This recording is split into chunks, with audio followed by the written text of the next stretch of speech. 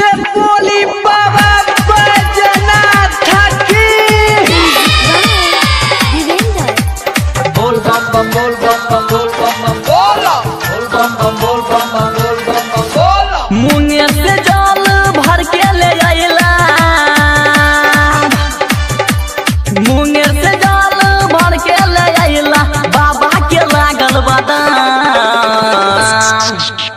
ए बाबा खगड़िया आइलू बम लगाला गांजा के दाम, सनमन के एला बम लगाला गांजा के दाम, अखैरी एला बम लगाला गांजा के दाम। मुंगेर से जल भर के ले आइला, मुंगेर से जल भर के ले आइला, बाबा के लागल बदाम। ए बाबा खैरी एला बम लगाला गांजा के दाम,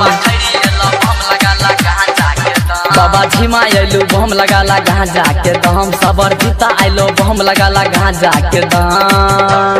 बोल बम जय शिव, बोल बम जय शिव, बोल बम। Music by Divendra. बोली बोली बाबा मोटेश्वरनाथ की।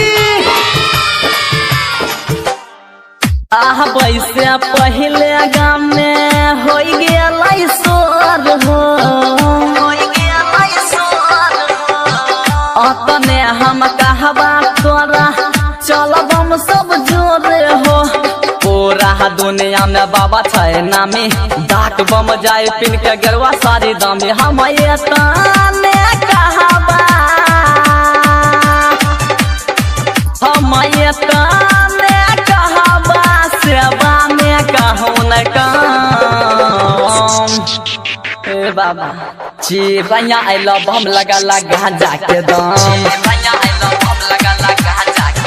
बेलाही एला बम लगाला गांजा के दाम, रैठी एला बम लगाला गांजा के दाम। बोल बम जय शिव, बोल बम जय शिव, बोल बम। Music by Divendra. presented by Albina Recording Studio, Simrao.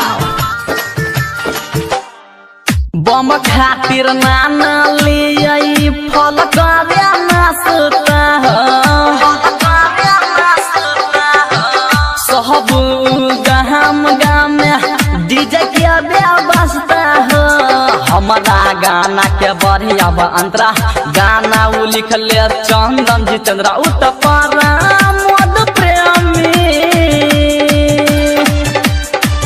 उत्तपरा मोद प्रेमी गाना गाबै छै। कबीरा आइलू बम लगाला गांजा के दाम, धाप आइलू बम लगाला गांजा के दाम, जंगा राही एलो बम लगाला गांजा।